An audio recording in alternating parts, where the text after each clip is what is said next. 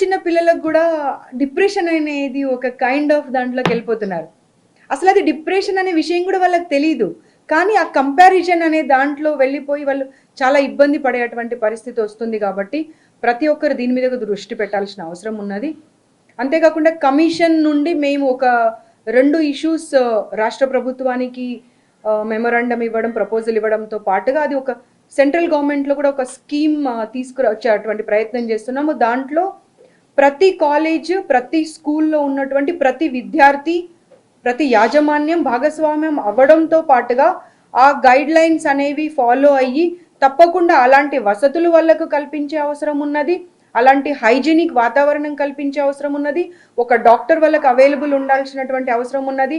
ఏ ఆడపిల్ల అయినా కానీ, ఏ మగపిల్లాడైనా కానీ ఎవరికి వెళ్ళి సమస్యను ఎందుకు ఎక్కడ చెప్పాలో అర్థం కాని పరిస్థితి అనేది కాకుండా మేమున్నాము, కమిషన్ అనేది